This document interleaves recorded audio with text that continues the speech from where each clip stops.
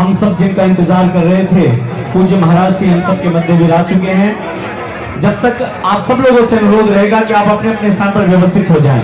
अभी इस डी में कोई भी कार्यकर्ता खड़ा नहीं रहेगा। जिनको जिम्मेदारी दी गई है, जिनके पास जवाबदेही है, केवल वे कार्यकर्ता रहेंगे। उसके अतिरिक्त यहाँ पर कोई भी नहीं रहे। पूरा डी यहाँ से खाली कर दीजिए। सामने का जो पूरा कॉरिडोर है, अभी और संतों को यहाँ पर आना है, अभी और लोगों को यहाँ पर आना है, विशेष अतिथियों को आना है। तो मैं अनुरोध करूंगा कि पूरा कॉरिडोर और ये पूरा कॉरिडोर खाली कर दीजिए। बीच वाला पूरा कॉरिडोर आपको खाली करना है। आपके दोनों तरफ बैठने का स्थान है, तो दोनों तरफ के स्थान पर आप विराजेंगे। मंच के दाहिनी और बाहिनी और भी व्यवस्थाएं हैं, कुर्सियां लगी हुई हैं। तो मैं अनुरोध करूंगा कि आप उधर बैठ जाइए। सामने की जो सोफे लगे हुए थे उन पर संतजनों के बैठने की व्यवस्था भी रहेगी। आपसे अनुरोध है कि कोई भी कार्यकर्ता इस बीच के कॉरिडोर में ना रहे। दोनों तरफ के स्थान आपके लिए है, वहां पर बैठ जाएं। ये सामने का डी पूरा खाली कर दीजिए। और जो संत हैं उनको बैठने के लिए मंच के बाईं ओर एक उपमंच बनाया गया है। आप सब लोग वहां पर विराजें। और सभी कार्यकर्ताओं से अनुरोध है कि जहां जहां जिनकी जो भी जिम्मेदारी है, अपनी जिम्मेदारी को देखें। मंच के सामने से आप सब लोग अपने आप में व्यवस्थित हो जाएं। पूज्य महाराज श्री ओमदास जी हम सब के मध्य हैं। दारोदा से पूज्य महावीर ज्योति जी महाराज भी हम सब के मध्य हैं। आप दोनों संतों के चरणों में मैं प्रणाम निवेदित करते हुए सभी कार्यकर्ताओं से अनुरोध करूंगा कि आप अपनी अपनी व्यवस्थाओं में चले जाएं। जहां जहां जिनके जिम्मे जो व्यवस्था थी उसको वो संभाल लें। सामने का पूरा कॉरिडोर खाली करेंगे और आने वाले लोगों के बैठने के लिए बाईं ओर कुर्सियां लगी हुई हैं। मंच के बिल्कुल बाहर की तरफ दोनों तरफ कुर्सियां हैं। आपके लिए पूरा स्थान है, आप आराम से वहां पर कुर्सियों पर बैठ सकते हैं। खड़े यहाँ पर कोई भी नहीं रहेंगे। सभी लोगों से अनुरोध है, खड़े किसी को भी नहीं रहना है। जिन कार्यकर्ताओं के लिए जिम्मा है उनसे अनुरोध है कि लोगों को बैठने के लिए स्थान बताइए। बाईं ओर आपके लिए बिल्कुल स्थान है। इस पंडाल के बिल्कुल बाहर की तरफ बहुत सारी कुर्सियां लगी हुई हैं। वहां पर बैठ करके स्क्रीन भी लगे हुए हैं। आप पूरे कार्यक्रम को यहाँ से आराम से देख सकते हैं, लाइव देख सकते हैं। जन चेतना संदेश समारोह अपने आप में एक विशिष्ट प्रकार का एक ऐसा प्रकल्प है जो बिगड़ती हुई मानवता के जीपीएस को फिर से ठीक करने के लिए महाराज श्री का संकल्प। जन चेतना संदेश समारोह में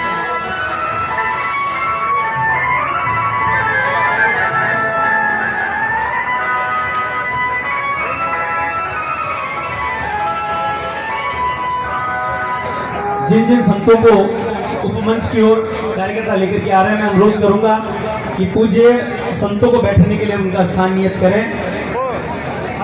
सभी संतों से यहाँ पर आपका आगमन हुआ है। आपके श्री चरणों में प्रणाम निवेदित करते हैं और आपने कृपा करी कि आज यहाँ पर पधार कर हम सबको कृतार्थ किया। जन चेतना संदेश समारोह अपने आप में विशिष्ट प्रकार का एक समारोह है। यहाँ जितने लोग बैठे हैं ये सभी इस बात से परिचित होंगे कि महाराज जी का एक संकल्प था।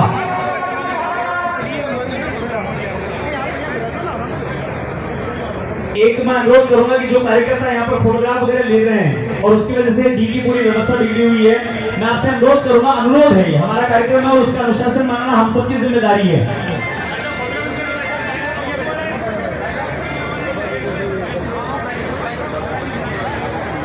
अड़कसर भूमि से पूषादास जी महाराज भी हम सबके मध्य पधारे हैं।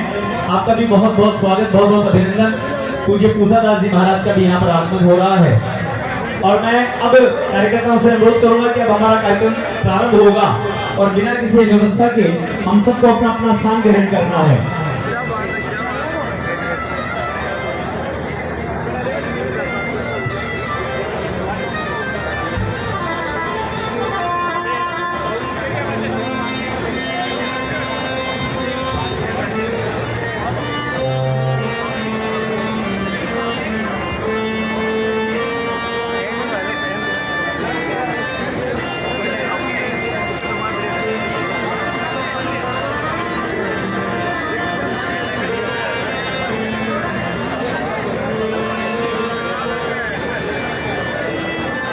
जन चेतना संदेश समारोह की श्रृंखला में आज हम सब लोग पूज्य भूमि पुण्य भूमि नागौर के इस शिक्षा नगरी कोचामन में हैं।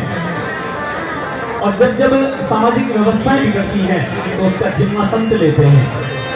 संतों को इसीलिए माँ भी कहा जाता है। जब जब किसी बालक के जीवन में मन में पीड़ा आती है तो माँ ही होती है जो ये निश्चित करती है कि उसकी पीड़ा का निवारण कैसे किया जाए।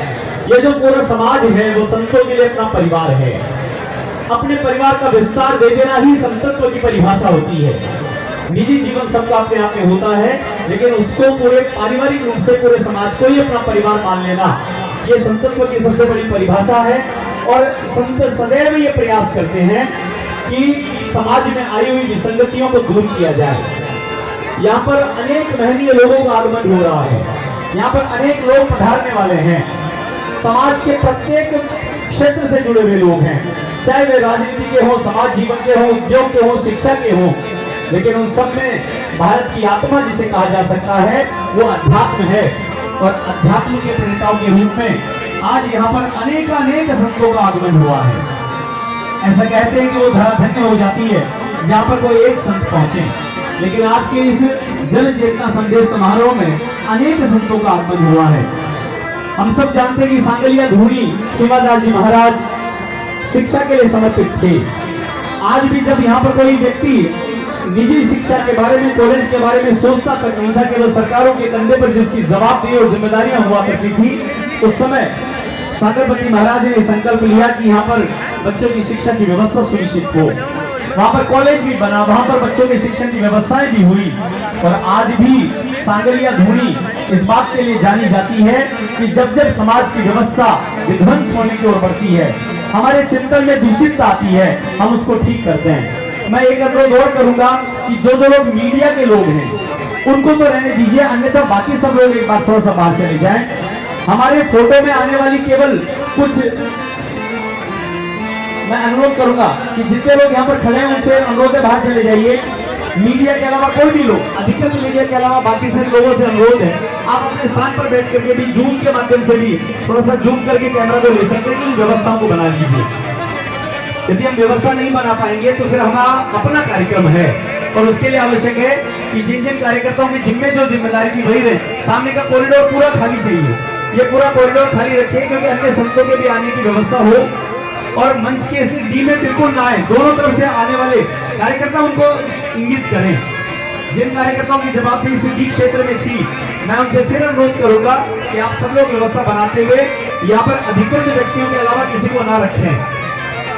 अनुरोध करके, सारे लोग हमारे अपने हैं, सबके मन में इस बात की पीड़ा है कि जिस चिंतन को लेकर के महाराज जी ने ये पीड़ा उठाया है, जो बिगड़ती भी सामाजिक व्यवस्था है, जो हमारे चिंतन में आए हुआ दोष है, उस दोष को धोकर के हमें फिर से पवित्र बनाने का जिम्मा केवल संत ले सकते हैं। और इस बात के लिए हमें उनके प्रति कृतज्ञ होना चाहिए, हमें उनके प्रति आभारी होना चाहिए। ये कृतज्ञता सदैव हमारे मन में बनी रहे। इसी भाव के साथ में आज का कार्यक्रम अब से कुछ ही क्षणों में हम सब लोग प्रारंभ करेंगे। आप सब जानते हैं कि आज जब इस कार्यक्रम की यहाँ पर संरचना की गई, तेज धूप के उपरांत भी भगवान धीरे धीरे छाव बनाते हुए आप सबके लिए मार्ग प्रशस्त करते हैं। और इस बात का साक्षी है कि यदि संकल्प श्रेष्ठ हो, यदि इरादे श्रेष्ठ हो, तो निश्चित रूप से वहां पर चीजें शुद्ध हो पाती हैं। मैं अनुरोध करूंगा सभी कार्यकर्ताओं से कि आप सब लोग अपनी व्यवस्थाएं को देखें, लेकिन सामने खड़े कोई भी ना रहे। देखिए, आपके खड़े होने से पीछे जो माताएं बहनें बैठी हैं उनको कुछ भी दिखाई नहीं दे रहा। ये जो कुर्सियों के पीछे खड़े हुए लोग, मैं अनुरोध करूंगा बैठ जाइए, आप इनको बिठाइए यहाँ पर। आप खड़े तो पीछे माताओं बहनों को कुछ दिखाई नहीं दे रहा है, तो जो लोग खड़े कोई भी नहीं रहेंगे, सबको बैठना पड़ेगा, जहां स्थान मिले वहां बैठिए। पर अन्य लोगों को देखने के लिए व्यवस्था जी, आप सब लोग इधर आ जाएं। समाज जीवन के, राजनीतिक जीवन के अनेक लोगों का यहाँ पर आगमन हो रहा है और हम सब लोग आज के इस कार्यक्रम के साक्षी बनने जा रहे हैं। अविलंब हमारा कार्यक्रम हम लोग प्रारंभ करेंगे। मैं आपसे अनुरोध करता हूं, सभी कार्यकर्ताओं से अनुरोध करता हूं कि हम सब लोग अब जो मंचस्थ अतिथि हैं, मैं उनके नाम उच्चारित एक बार कर दूं। परम श्रद्धेय ओमदास जी महाराज सांगलिया पीठ से हम सबके मध्य हैं। महाराज श्री मंचस्थ हैं, आपका बहुत बहुत स्वागत, बहुत बहुत अभिनंदन। महाराज श्री के साथ साथ में श्री हनुमान सिंह जी भी यदि इस क्षेत्र में आ चुके हैं, तो मैं अनुरोध करूंगा कि वे भी आकर के मंच पर अपना स्थान ग्रहण करेंगे। पूज्य दिनेश गिरी जी महाराज भी कुछ देर के पश्चात हम सबके मध्य होंगे। श्री महावीर जति जी महाराज यहाँ पर विराजे हुए मंचस्थ हैं। महाराज श्री आपका भी बहुत बहुत अभिनंदन, आपके श्री चरणों में भी बहुत बहुत प्रणाम। श्री करण सिंह जी, मैं अनुरोध करूंगा कि आप भी मंचस्थों अपना स्थान ग्रहण करें। कुशादास जी महाराज अड़क धाम से हम सबके मध्य हैं, आप मंचस्थ हैं, आपका भी बहुत बहुत अभिनंदन। श्रीमती अर्चना जी सुर्वे, एडवोकेट, भारतीय उच्चतम न्यायालय सुप्रीम कोर्ट दिल्ली में आप कार्यरत हैं, वहां पर आप अपना अभ्यास करती हैं। श्रीमती अर्चना जी भी मंचस्थ हैं, आपका भी बहुत बहुत स्वागत, बहुत बहुत अभिनंदन।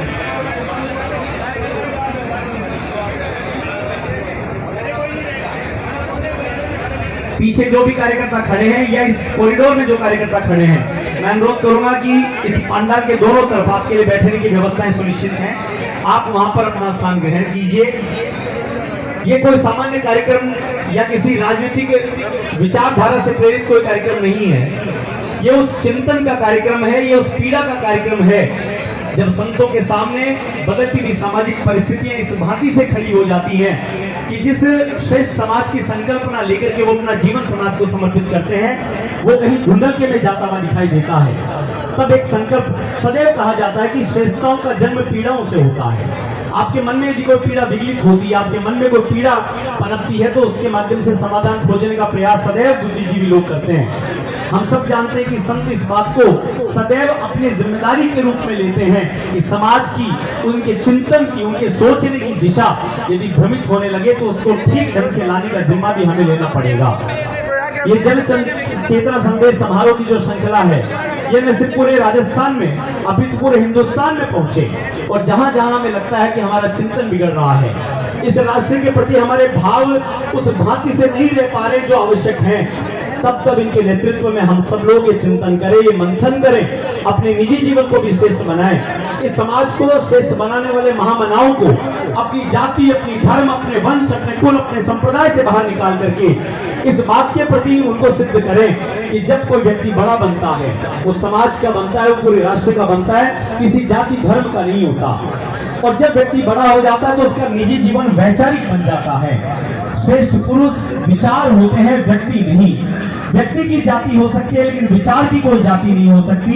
विचार सदैव ही बड़ा होता है। उस बड़े विचार को लेकर के हम सब लोग अपने जीवन को आगे चलाएं, इस भाव के साथ में आज का ये कार्यक्रम है। सभी संत यहाँ पर उपस्थित हैं और हम सब लोग इस कार्यक्रम को विधिवत रूप से प्रारंभ करेंगे।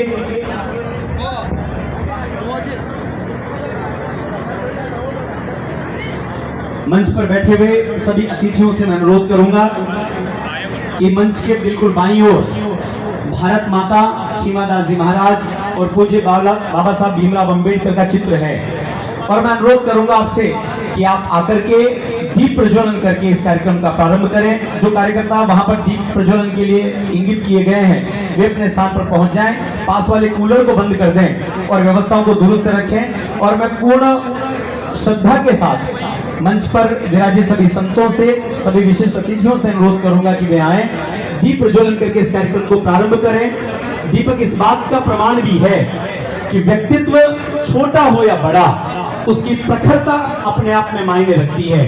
दीपक बहुत छोटा सा होता है लेकिन जहां प्रज्वलित हो जाए अंधकार ठहर नहीं सकता।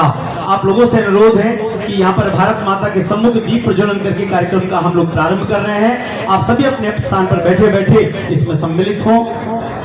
हम गुरु वंदना से इस कार्यक्रम को प्रारंभ करते हैं। ओम अखंडानंद बोधाय शिष्य संताप हारिणे सच्चिदानंद रूपाय तस्मै श्री गुरुवे नमः।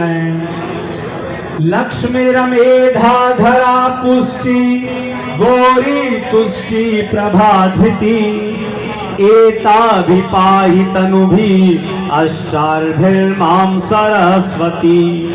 सरस्वत्यै नमो नित्यं भद्रकाल्यै नमो नमः। वेद वेदांत वेदांग विद्यासानेभ्यः ये त्वां भजन्ति निखिलान् परान् विहाय। ते ये जर्पमीह यान्ति कलेवरेण भुवहि वायु गगना भुवि निर्मितेन। ओम आयातु वरदे देवी त्रयक्षरे ब्रह्मवादिनी गायत्री छंदसां मातर ब्रह्मयोने नमोस्तुते ब्रह्मयोने नमोस्तुते। हम सब की आराध्या भारत माता के चित्र के सम्मुख दीप प्रज्वलित कर इस संस्कृति के सबसे बड़े प्रमाण को, इस संस्कृति के सबसे बड़े प्रतिमान को सूर्य देवता की आराधना करते हुए आज के इस रविवार के दिन भगवान सूर्य की साक्षी में उन्हीं के एक प्रतिबिंब के रूप में दीपक के सम्मुख हम सब लोग इस बात का संकल्प लें कि जिन भाव के साथ में जन चेतना संदेश समारोह की श्रृंखला प्रारंभ की गई है वो भाव उसी भांति हम सब तक प्रेषित हो, वो भाव उसी भांति हम सब तक पहुंचे। सभी से अनुरोध है कि आप पुनः आकर के अपना स्थान ग्रहण कीजिए और मैं आप सबका अभिनंदन इस बात से करना चाहूंगा कि जिस मिट्टी में वन वन घूमे रघुनायक श्री राम, जहां पार्थ का मोह नाश करने आए घनश्याम, जहां जन्म ले आए युग ऋषि युग दृष्टा श्री राम, उस पावन माटी को मेरा बारंबार प्रणाम, बारंबार।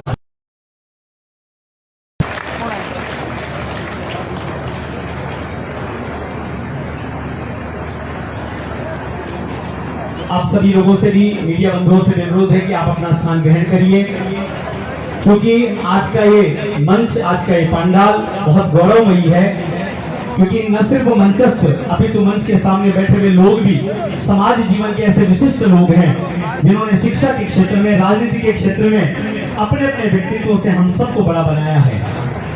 मैं विष्णु पारिक आप सबका बहुत बहुत अभिनंदन करता हूं और अभिनंदन इस बात के लिए भी करता हूं कि आपने रविवार के दिन को, जो दिन आपका अपना निजी दिन होता है, इस दिन को भी आपने समाज चिंतन हेतु आरक्षित रखकर अपने निजी जीवन के समय को निकालकर यहाँ पर आने का संकल्प लिया।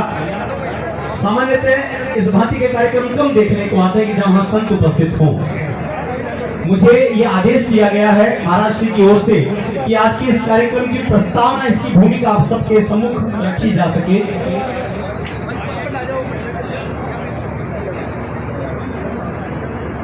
जो लोग आ रहे हैं, एक बार कार्यकर्ताओं से अनुरोध है कि उनको वहां खड़ा न रखें। मंच के बाईं ओर बहुत सारी कुर्सियां लगी हुई हैं, सैकड़ों कुर्सियों की व्यवस्था है। कार्यकर्ताओं से अनुरोध है कि थोड़ा सा आप जाकर के उनको इंगित करें, बैठने के स्थान की ओर बताएं, किसी भी व्यक्ति को असुविधा ना हो।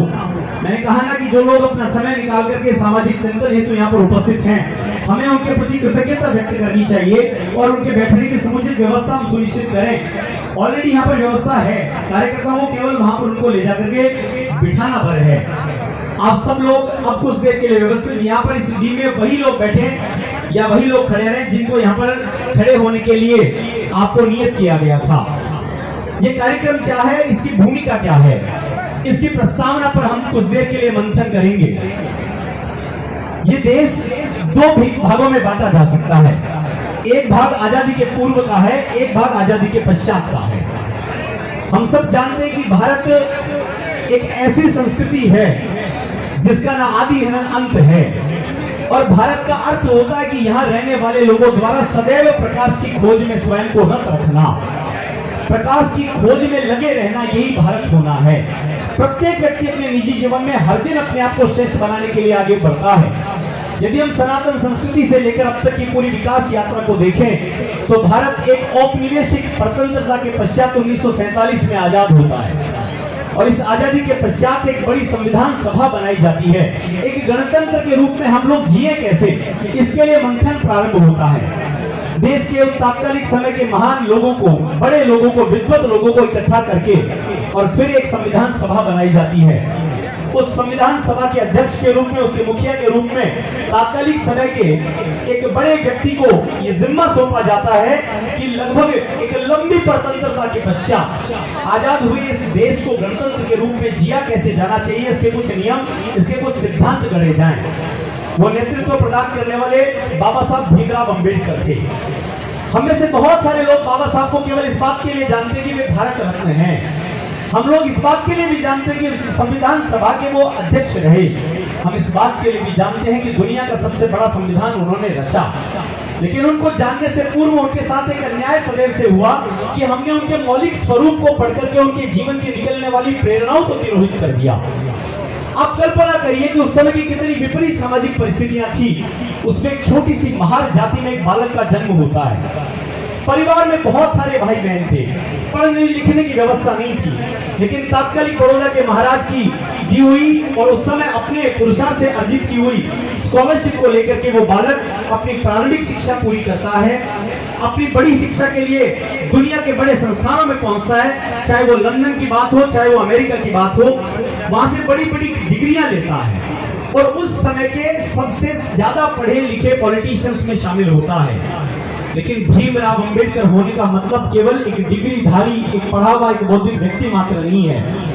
भीमराव अंबेडकर होने का तात्पर्य है एक ऐसा सामान्य व्यक्ति जिसने अपने जीवन के आरंभिक दिनों में सामाजिक रूप से फैली हुई कुरीतियों को सहा, देखा और सदैव एक पीड़ा उसके मन में आई कि यदि जिस भांति से कपड़ा मैला होने पर उसको धोने का कार्य किया जाना चाहिए, मेरे इस महान राष्ट्र के किसी भी कारण से सामाजिक कुरीतियों के माध्यम से लगने वाले धब्बों को धो करके फिर से मैं इसको श्रेष्ठ कैसे बना सकूं।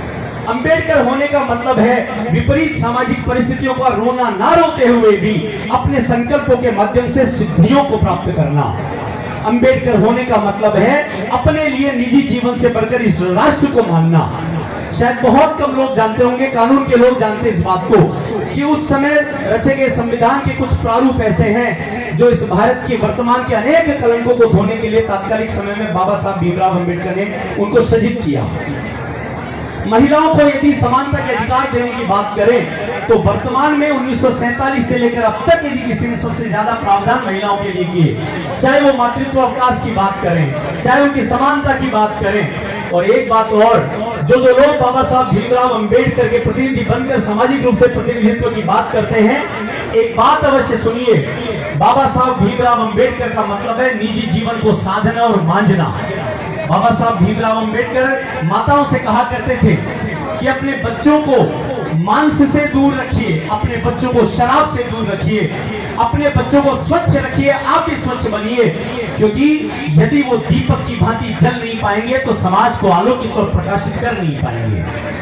बाबा साहब भीमराव अंबेडकर का मतलब होता है निजी जीवन को मांझना और साथ साथ में सामाजिक जीवन को भी धोने का काम करना।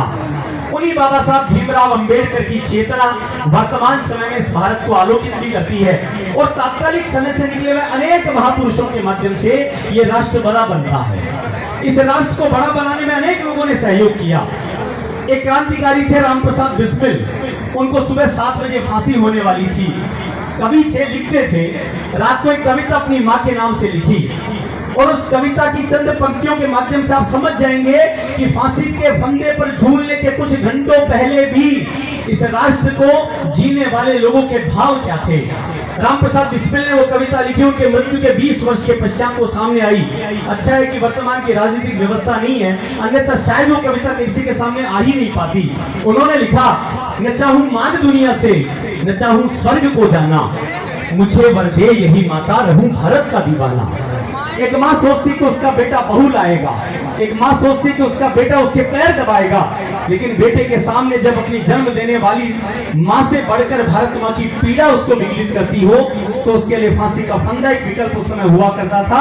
और तब रामप्रसाद बिस्मिल लिखते हैं, न चाहूं मान दुनिया से, न चाहूं स्वर्ग को जाना, मुझे वर दे यही माता, रहूं भारत का दीवाना, करूं मैं देश की सेवा, मिले चाहे करोड़ों दुख, अगर लूं जन्म फिर से तो वो भारत में ही आना, तो वो भारत में ही आना।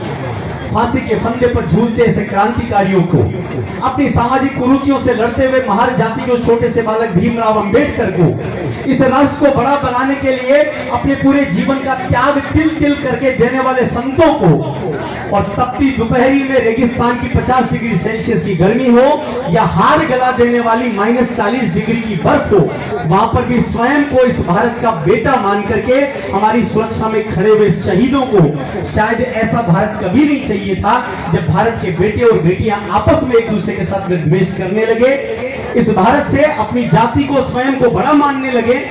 और तब जाकर के एक चिंतन निकल करके आता है सांगलिया धूनी से कि क्यों ना लोगों तक पहुंचा जाए, क्यों ना उनसे संवाद स्थापित किया जाए और क्यों ना उनको भारत की मौलिक संस्कृति से परिचय करवाया जाए।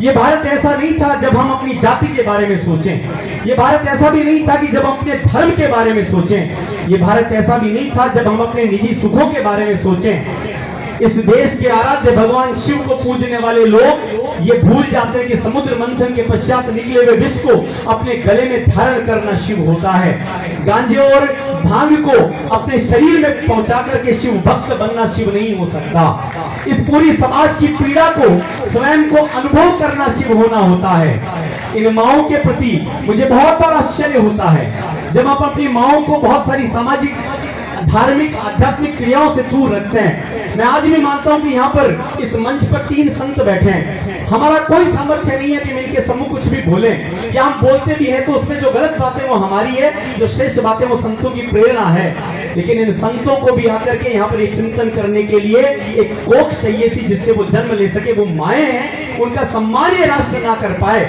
ऐसा देश हमने कभी नहीं बनाया। ये जो आज चिंतन होने वाला है, ये चिंतन सिर्फ इस बात का नहीं कि राजनीतिक रूप से हम कैसे सोचें, ये चिंतन इस बात का भी है कि मनुष्य की दिशा से भटका हुआ मनुष्य अपने आप में एक देवता का सिर्फ प्रमाण भर है। हम अच्छे से जानते हैं कि यदि इस पूरे संसार में ब्रह्मांड में देखें तो ईश्वर के द्वारा बनाए गए जितने जीव हैं, शायद कभी ईश्वर के मन में आए कि मैं छुट्टी पर चला जाऊं, वेकेशंस मना लूं। वो किसी पर विश्वास नहीं कर पाएगा कि मैं शिष्य किसको सौंप करके जाऊं। वो केवल एक मनुष्य हो सकता है। उस मनुष्य में ऐसा भाव आ जाए कि वो संकीर्णता के साथ में केवल जाति की सोचने लगे, निजी हित की बात करने लगे, तो लगता है कि मानवता की दिशा कहीं ना कहीं भटक रही है। जैसे आजकल आपके हाथ में एक मोबाइल होता है और उस पर आप जीपीएस डाल करके गूगल के माध्यम से रास्ता पकड़ लेते हैं। सदैव से इस भारत का जीपीएस संत रहे हैं। जहां जहां कहीं भी हम भटके हैं, संतों के चरणों में जाकर के बैठे हैं और वहां से हमने अपने मार्ग को निकाला है। चाहे वो राजनीति हो, चाहे वो निजी जीवन हो, चाहे सामाजिक जीवन हो, सदैव संतों के चरणों में नत रहा है तो अपनी श्रेष्ठ दिशा की ओर आगे बढ़ा है। सांगलपति महाराज खीमादास जी की बात करें या वर्तमान में हम सबको अपना पाथे अपना आशीर्वाद देने वाले ओमदास जी की बात करें, ये चाहे तो निजी जीवन को बहुत श्रेष्ठता और आनंद के साथ में जी सकते हैं। कोई आवश्यकता नहीं कि इस भांति लोगों को इकट्ठा करके मंथन किया जाए और ये कहा जाए कि कबीरदास जी के अनुसार चाहे हमारे अलग अलग मार्ग हो सकते हैं, पंथ हो सकते हैं, लेकिन अंतिम मार्ग केवल एक है। क्यों इनके मन में अखंड भारत की बात निपजे? क्यों इनके मन में ये भाव आए? ये भाव इसलिए आए कि जब संत अपने निजी जीवन को छोड़ करके समाज के लिए स्वयं को गला देता है और उसके पश्चात उस समाज की बिगड़ी हुई दिशा और दशा को देखता है तो मन ही मन में अपने आप की पीड़ा पलटने लगती है। और वे जानते हैं कि पूरा देश, पूरा समाज हमारी ओर देखता है। इसी विचार को लेकर के जन चेतना संदेश समारोह का आयोजन हुआ। इसकी पहली कड़ी के रूप में सीकर के ऐतिहासिक रामलीला मैदान में एक सभा का आयोजन हुआ। आपकी भांति हजारों लोग वहां पर इकट्ठे हुए और एक विमर्श बना।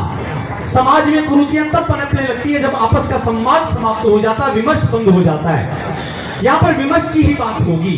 हम सब जानते हैं कि आजकल के समय में कौन किसकी बात सुनता है, लेकिन यदि विमर्श करेंगे, स्वयं से प्रश्न पूछेंगे तो शायद चीजें ठीक होने लगे।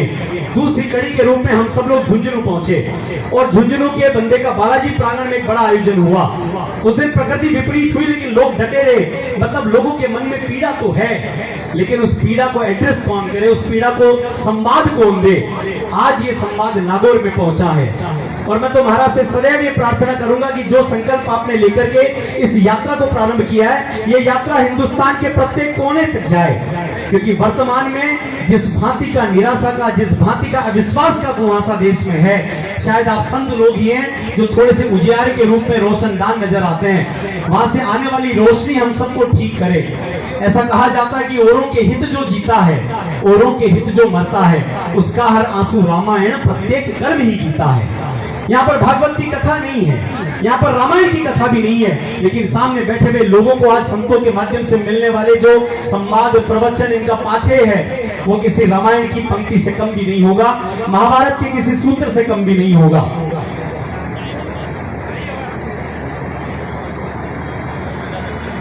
इसलिए ये आवश्यक है कि इस चिंतन को हम सब लोग सुने, समझे और माने। 3 दिन पहले ही भारत ने अपना योग दिवस मनाया, अंतर्राष्ट्रीय योग दिवस। उसमें भी कहा जाता है कि समत्वम योग उच्चते, और योगे कर्मशु कौशलम, ये दोनों परिभाषाएं इस बात की है कि जीवन में समत्व धारण करेंगे तो श्रेष्ठता से आगे बढ़ पाएंगे। मैंने कहा कि यह समाज जीवन के बहुत लोग बैठे हैं, एक ऐसा व्यक्तित्व भी हम सबके मध्य है जो इस क्षेत्र में बहुत सारे बच्चों के, शायद पढ़ने वाले हर एक बच्चे के लिए अपने आप में पिता सदृश हैं, जिनको हम प्यार से बड़े सर कहते हैं। श्रीमान BL रणवा जी हम सबके मध्य हैं। मैं पूरे अदब के साथ, पूरे सम्मान के साथ श्रीमान रणवा जी से अनुरोध करता हूं कि महाराज श्री का आदेश है कि आप मंच पर आएं और आकर के मंच पर अपना स्थान ग्रहण करें। ये शिक्षक हैं और ऐसा कहा जाता है, आचार्य चाणक्य ने कहा था कि शिक्षक कभी साधारण नहीं हो सकता, क्योंकि सृजन और प्रलय दोनों उसके हाथ में पलते हैं। शिक्षक वो दीपक होता है जो स्वयं जल करके औरों को आलोकित करता है। एक बार जोरदार तालियों के साथ में स्वागत करिए श्रीमान BL रणवा जी का, बजरंग लाल जी रणवा का। ये शिक्षा को केवल व्यवसाय नहीं मानते, इनके लिए शिक्षा का तात्पर्य है किसी घर के आलोक को प्रज्वलित करना। ऐसे व्यक्तित्व यहाँ पर हैं, अनेक लोग हैं। आज यहाँ पर चिंतन भी होगा, मंथन भी होगा। इस कार्यक्रम को हम लोग आगे भी बढ़ाएंगे। कार्यक्रम की भूमिका इसके प्रस्ताव में मैंने आपके सामने रखी कि किस पीड़ा की वजह से, किस वेदना की वजह से आया। बोलने के लिए बाबा साहब भीमराव अंबेडकर के जीवन पर 5 घंटे भी कम पड़ते हैं, लेकिन हमारे मंच पर आज ऐसे विशेषज्ञ लोग बैठे हैं जिन्होंने बाबा साहब भीमराव अंबेडकर को पढ़ा है, उनको लिखा है, उनको समझा है, उनके चिंतन को अपने जीवन में स्थान दिया है। ऐसे में उनके बारे में ज्यादा नहीं बोल करके मैं सिर्फ अपनी इस भूमिका को समेटने की ओर आगे बढ़ूं और आपसे ये अनुरोध करूं कि इस कार्यक्रम को केवल महाराज जी के द्वारा आहूत, उनके द्वारा आमंत्रित भर नहीं मान लें। इस कार्यक्रम को इस रूप में लें कि ये वो लोग हैं जिनके मन में ये पीड़ा है कि भारत का चिंतन ठीक होना चाहिए, भारत फिर से विश्व गुरु अखंडता की ओर बढ़े, तो वो सिर्फ और सिर्फ सामाजिक दृष्टिकोण से, भौगोलिक दृष्टिकोण से और ना बढ़े, बल्कि वो चिंतन की श्रेष्ठता के साथ में भी आगे बढ़े। क्योंकि जब भी इस संस्कृति के प्रतिमानों को देखते हैं, आप यदि देखते हैं कि लंका विजय के पश्चात भगवान राम से छोटा भाई लक्ष्मण कहता है कि मैं दानव की रची हुई ये सोने की लंका अब हमारे कब्जे में है, क्या करना है? तो भगवान राम कहते हैं कि अपि स्वर्णमयी लंका नैमे लक्ष्मण रोचते जननी जन्म भूमिश्च स्वर्गादपि गरीयसी। उन्होंने कहा कि अभी तो ये सोने की लंका है, बहुत खूबसूरत है, लेकिन मुझे ये नहीं चाहिए लक्ष्मण, मुझे तो सरयू के किनारे मिट्टी में बसी हुई मेरी अयोध्या प्रिय है। हम इसको यही इसके किसी वंशज को सौंप करके फिर अयोध्या चले जाएंगे। ये चिंतन देने वाला भारत आज किस चिंतन के साथ में जी रहा है? हम सबके मन की पीड़ाएं हैं, उन पीड़ाओं को संवाद मिले, उन पीड़ाओं को कहीं ना कहीं से यहाँ पर सुर मिले और उनके माध्यम से हम अपने निजी जीवन को ठीक बनाए। इसी भाव के साथ में जन चेतना संदेश समारोह का आयोजन महाराज श्री के माध्यम से उनकी सन्निधि में, उनके मार्गदर्शन में, उनके संरक्षण में हो रहा है। यहाँ पर जितनी माएं बैठी हैं, जितने पुरुष भाई पधारे हैं, जितने संत पधारे हैं, आयोजन समिति की ओर से मैं आपके सभी के श्री चरणों में प्रणाम निवेदित करता हूँ। आपका आभार व्यक्त करता हूँ कि आप यहाँ पर पधारे और आपने इस कार्यक्रम में अपनी उपस्थिति से हम सबको गौरवान्वित किया।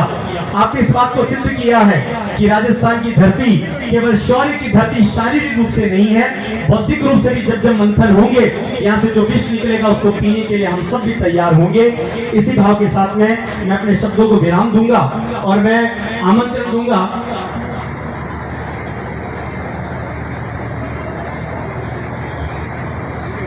हम सब लोग कार्यक्रम में विधिवत रूप से आगे बढ़ें। उससे पूर्व एक परंपरा होती है कि जब संत हमारे घर आते हैं तो अपने मन का उल्लास उनको सौंप दें, क्योंकि बाकी तो मुझे लगता नहीं कि हम सबका कोई सामर्थ्य है कि हम संतों को कुछ दे पाए। जिन्होंने अपना पूरा जीवन ही इस समाज के लिए दे दिया हो, उनको देने का भाव करना ये केवल निरी मूर्खता भर होगा। जिस बाती से कई बार भगवान के आलय में जाकर, मंदिर में जाकर हम भगवान के सामने कह के आते कि हम आपको ये सौंप देंगे, हम आपको ये दे देंगे, भगवान भी हंसते होंगे कि तुझे निजी जीवन दे मैंने दिया, ये संसार मैंने दिया और तू लौटाने का भाव और दंभ भरता है। ऐसा कोई दंभ हमारे मन में नहीं है। फिर भी परंपरा है कि संत पधारे हैं तो उनका सम्मान हम अवश्य करें। सम्मान की श्रृंखला को मैं प्रारंभ करूंगा। जिन जिन के नाम उच्चारित करूं वे शीघ्रता से मंच पर आ जाएं, क्योंकि समय की मर्यादा है। हम सबके मध्य पूज्य ओमदास जी महाराज विराजे हैं, सांगलिया ध्वनि से आते हैं, हम सबके लिए श्रद्धेय हैं। उनका सम्मान करने के लिए श्री रतनलाल जी ढूंढवाल, अध्यक्ष मेघवाल समाज विकास समिति कुचामन सिटी, आप सेवानिवृत्त बैंक मैनेजर हैं, मैं आपसे अनुरोध करता हूं कि आप मंच पर आएं। और श्री सीताराम जी कुमावत नागा, अध्यक्ष कुमावत समाज नामा, सेवानिवृत्त जलदाय विभाग से हैं। आप दोनों महानुभावों से अनुरोध करता हूं कि आप मंच पर आएं। श्रीमान रतनलाल जी ढींडवाल और श्री सीताराम जी कुमावत, आप दोनों से अनुरोध है कि आप मंच पर आइए और आकर के पूज्य ओमदास जी महाराज का अभिनंदन करने में हमारा सहयोग करें। कार्यकर्ताओं से अनुरोध है कि सम्मान की श्रृंखला में उपयुक्त जो संसाधन हम लोग इस्तेमाल करने वाले हैं उनकी व्यवस्था को सुनिश्चित करें। और मैं पूरे श्रद्धा के साथ में पूज्य ओमदास जी महाराज से अनुरोध करता हूं कि हमारा तुच्छ सा ये सम्मान करने का जो प्रकल्प है इसको स्वीकार कीजिए और हम सबको प्रसाद कीजिए। श्री रतनलाल जी ढींडवाल, श्री सीताराम जी कुमावत, आप दोनों से अनुरोध है आप आकर के पूज्य महाराज ओमदास जी को यहाँ पर शॉल भेंट करके, श्रीफल भेंट करके और यहाँ के कार्यक्रम का स्मृति चिन्ह भेंट करके उनका सम्मान करें। मैं पूज्य ओमदास जी महाराज से अनुरोध करता हूं कि इस सम्मान को स्वीकार करके हम पर अपनी कृपा करें। कार्यकर्ताओं से अनुरोध है कि आप शीघ्रता के साथ में ये लेकर के आए। कार्यकर्ता स्मृति चिन्ह भी होगा, वो स्मृति चिन्ह भी भिजवा दें बाद में। स्मृति चिन्ह कार्यक्रम के अंत में देने की व्यवस्था है। तो जो महाराज सिंह हैं उनका ये श्रीफल भेंट करके आप देखिए कि हमारे पुरखे कितने बड़े थे। आप जब भी किसी पुण्य कर्म को देखेंगे वहां देखेंगे कि एक कलश होता है, उसके ऊपर कुछ पत्ते होते हैं जो आम के पेड़ के होते हैं और उसके ऊपर ये श्रीफल होता है। ये पूरी प्रकृति का प्रतिबिंब है। जोरदार तालियों के साथ में स्वागत करिए पूज्य ओमदास जी महाराज का। उसके पश्चात हम सबके मध्य पूषादास जी महाराज अड़कसर से पधारे हैं। पूज्य पूषादास जी महाराज का स्वागत करने के लिए श्री हनुमंत सिंह जी वरिष्ठ अधिवक्ता कुचामन सिटी, श्री ताराचंद जी खटीक सामाजिक कार्यकर्ता एवं समाज सेवी कुचामन सिटी से अनुरोध करता हूं कि आप आए। श्री हनुमंत सिंह जी वरिष्ठ अधिवक्ता कुचामन सिटी और श्री ताराचंद जी खटीक, आप दोनों से अनुरोध है कि आप मंच पर आकर के पूज्य पूषादास जी महाराज, इनके साथ में कोई एक व्यक्ति और आ सकते हैं, जो आयोजन समिति में कोई एक व्यक्ति और हैं वे आ जाएं। आकर के पूषादास जी महाराज और महावीर जति जी महाराज दोनों संतों का अभिनंदन आप यहाँ पर सुनिश्चित करेंगे। मैं अनुरोध करूंगा बाल किशन जी जोशी से, सेवानिवृत्त बैंक मैनेजर हैं, आपसे अनुरोध है कि आप भी मंच पर आ जाइए। पूज्य पूषादास जी महाराज जी के पास में जाकर के उनका अभिनंदन करें। पूषादास जी महाराज को ये श्रीफल भेंट करके उनका अभिनंदन करें। उसी के साथ में पूज्य गुलाब जति जी महाराज की तप की, उनकी धूनी की, उनके आशीर्वाद की छाया में पले बढ़े वर्तमान में युवा संत पूर्णा जी कुमावत मेरी आवाज सुन रही हैं तो मैं आप तीनों से अनुरोध करता हूं आप आइए और आकर के इनका स्वागत कीजिए। श्रीमती पूजा जी सोनी, श्रीमती संधू जी कुमावत और श्रीमती अन्नपूर्णा जी कुमावत। मुझे कई बार आश्चर्य होता है जब लोग कहते हैं कि we should try for the women empowerment, हमें महिलाओं को मजबूत बनाने की आवश्यकता है। ये सुनने में बहुत अजीब बात है क्योंकि जो भगवान को भी बांध करके अपना बालक बना सकती हैं, जो इस धरित्री को भी अपने मस्तक पर धारण करने का सामर्थ्य रखती हैं, उन मातृ शक्तियों के प्रति केवल श्रद्धा होनी चाहिए। हमारे यहाँ तो कहा जाता है कि शक्ति साधना बिना न बनता बिगड़ा कोई काम, नारी तुम हो शक्ति राष्ट्र की, शत शत तुम्हें प्रणाम। इसी मातृशक्ति के प्रतिनिधित्व को लेकर हम सबके मध्य पधारी हुई अर्चना जी का अभिनंदन करने के लिए मैं हमारी मातृशक्ति से अनुरोध करूंगा वे आए, उनका अभिनंदन करें।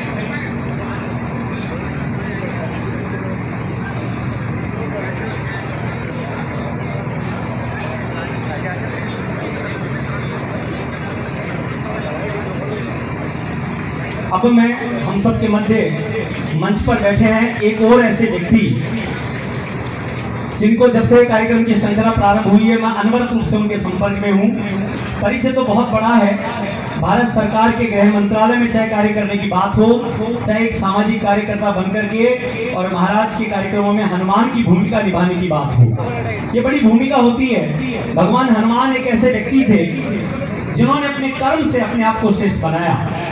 इन कार्यक्रमों में महाराज के हनुमान की भूमिका के रूप में हम सबको साथ देने वाले, मार्गदर्शन देने वाले श्री करण सिंह जी हम सबके मध्य मंच पर हैं। उनका स्वागत करने के लिए मैं श्री प्रकाश जी सारडा, सामाजिक कार्यकर्ता कुचामन सिटी और श्री श्याम सुंदर जी स्वामी, सामाजिक कार्यकर्ता मकराना, आपसे अनुरोध करता हूं कि आप आए और श्री करण सिंह जी का यहाँ पर सम्मान करें। पुनः मैं नाम उच्चारित कर रहा हूँ, श्री प्रकाश जी सारडा और श्री श्याम सुंदर जी स्वामी वे आए और श्री करण सिंह जी का स्वागत करें।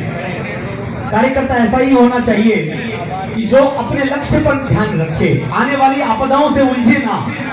जब भगवान हनुमान मां सीता की खोज के लिए निकले और सुरसा बीच में आई, ऐसा कहते हैं कि सुरसा नाम अहिन के माता पठिन आई कई पे बात, उन्होंने आकर के कहा कि मैं आपका भक्षण करूंगी और अपने मुख को बड़ा बना लिया। स्वामी तुलसीदास जी लिखते हैं कि जस जस सुरसा बदन बढ़ावा तासु दूर कभी रूप दिखावा सत जोजन ते आनंद कीना अति लघु रूप पवन सुख लीना। उन्होंने कहा कि मां मैं आपके मुख में जाकर के आता हूँ, आपकी बात भी रही, मेरी मर्यादा भी रही, मुझे आगे जाने दीजिए। कार्यकर्ता वही होता है जो आने वाली बाधाओं को गुलाल समझ करके और आगे बढ़ने का भाव रखे। करण सिंह जी एक ऐसे ही कार्यकर्ता हैं जो इस पूरे प्रकल्प में सदैव अपना तन मन धन लगा करके काम करते हैं। करण सिंह जी का बहुत बहुत अभिनंदन, बहुत बहुत स्वागत। हम सबके मध्य शिक्षा का आलोक प्रकाशित करते एक बड़े व्यक्तित्व बैठे हैं। आप सब जानते हैं कि लोसल का शेखावाटी शिक्षण समूह अपनी गुणवत्तापूर्ण शिक्षा के लिए जाना जाता है। उसके प्रणेता मेरे प्रति तो उनका बड़ा स्नेह है, छोटे भाई के रूप में, पुत्र के रूप में जो भी भूमिका हो उनका सदैव बड़ा स्नेह मिलता है। बजरंग लाल जी रणवा ये हम सबके मध्य हैं, उनका सम्मान करने के लिए मैं आमंत्रित करता हूँ बनवारी लाल जी, घनश्याम जी शर्मा अध्यक्ष सर्व विप्र समाज और Banwari Lal ji Sarwan retired bank manager. आप दोनों से अनुरोध है कि आप मंच पर आएं और आकर के श्री बनवारी लाल जी रणवा का अभिनंदन करें, उनका स्वागत करें। सदैव आपसे संवाद होते समय एक ही बात निकल करके आती है, ये कहते हैं कि हम शिक्षण के क्षेत्र में भी हैं, व्यवसाय का एलिमेंट भी है, किंतु इसको केवल व्यवसाय हम मानने का कभी अपराध कर नहीं सकते। ये सेवा है, ये इस राष्ट्र के भावी कर्णधारों को गढ़ने की पाठशाला है। ऐसी पाठशाला के प्रणेता श्रीमान बनवारी लाल जी रणवा हम सबके मध्य हैं। आपका बहुत बहुत स्वागत, बहुत बहुत अभिनंदन। और मैं अनुरोध करूंगा कि आप आए और भाई साहब को श्रीफल भेंट करके और शॉल उड़ा करके उनका सम्मान सुनिश्चित करें।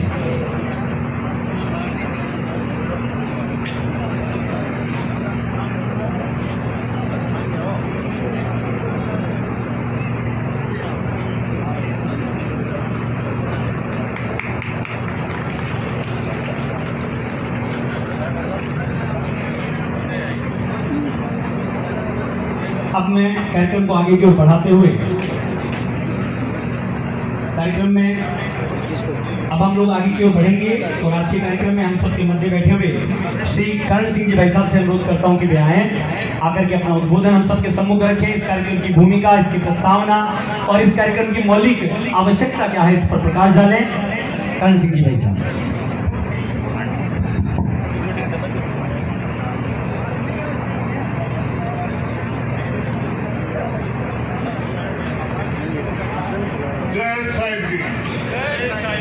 बोलो संगलपति महाराज की जय हो, बोलो स्वामी ओमदास जी महाराज की जय हो, भारत माता की जय हो, बोले भारत माता की जय हो। कुचामन की इस धरती पर हम वो लोग हैं जो सांगलिया धूणी को तन मन से समर्पित हैं। आज के इस ऐतिहासिक कार्यक्रम में जिनके सानिध्य में कार्यक्रम हो रहा है, जिन्होंने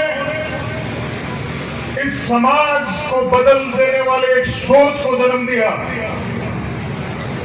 जिनका एक वाक्य, जिनके लिए एक वाक्य में बोलूं कि घरा घरा मत जा रहे दुगड़ा पछतावे लो, घरा घरा मत जा रहे दुगड़ा पछतावे लो, मारो घर तो खुलो पड़े है कदावे लो।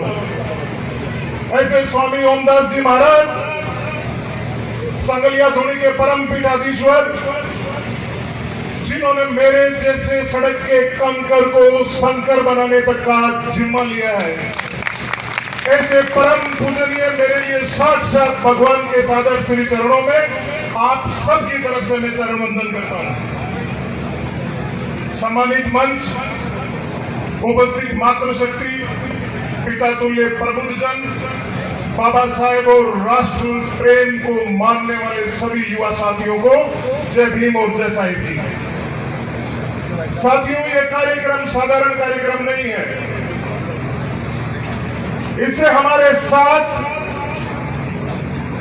आने वाली भविष्य की हर एक पीढ़ी इस कार्यक्रम को असाधारण मान करके आज के इस तारीख और दिन को मैं कह रहा हूं याद रख लीजिए, और इस मंच की और इस कार्यक्रम की शेल्फी और कल के अखबारों की कटिंग सुरक्षित रखिए, क्योंकि आने वाली पीढ़ियां हम सब लोगों का सम्मान करेगी कि इस देश और प्रदेश में जिस तरीके से जातीय वैमनस्यता और जातिवाद का जहर बढ़ रहा था, उस वक्त राजस्थान के सीकर जिले से सांगलिया धोनी के एक परम संत जिन्होंने बीड़ा उठाया था, और उसी का नतीजा है कि सारी जातियों और सारी जातियों के लोग आपस में भेदभाव भुलाकर एक साथ इस मंच पर बैठे, एक साथ इस जाजम पर बैठे।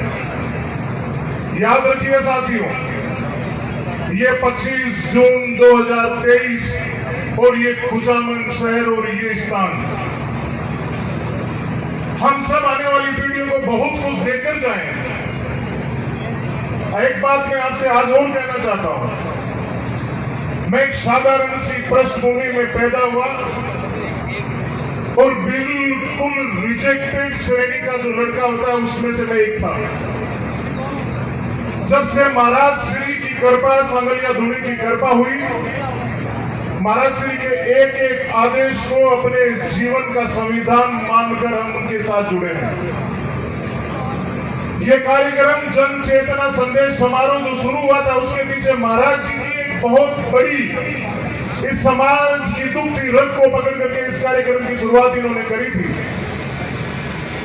कि आज के 100 साल पहले, आज के 200 साल पहले इस समाज ने आपस में एक दूसरे के साथ क्या किया था और क्या लिया था। वो समय बीत चुका है जब हिंदुस्तान आजाद हुआ था और एक साधारण से दलित परिवार में जन्मे बाबा साहब भीमराव अंबेडकर ने जब संविधान दिया था, उस दिन के बाद में इस हिंदुस्तान की तस्वीर बदलने लगी थी। लेकिन उसके बाद में भी हमसे कहीं चूक हुई है। आज कहीं एक साथ रहने वाले, एक जैसे हम लोग, एक भारत मां की संतान, उसमें से किसी एक भाई को घोड़ी से उतार दिया जाता है जब वो खुदा बन करके अपने नए जीवन की शुरुआत करता है। कहीं एक मटकी पानी जिसको छू लिया जाए तो समाज 2 भागों में बंट जाता है। इस कार्यक्रम का स्लोगन देखिए, कबीरा कुआं एक है, पानी भरे अनेक। ये सिर्फ पढ़ने के लिए नहीं है, ये आपस में इस मन में, जीवन में आत्मसात करने वाली लाइन है साथियों। कबीरा कुआं एक है, पानी भरे अनेक, बर्तन ही में भेद है। ये बर्तन में जो भेद है ना, इस भेद को हमें मिटाना है। इस कार्यक्रम का जो लक्ष्य है, इस कार्यक्रम के पीछे महाराज का जो दर्द है, हम सब यही थे।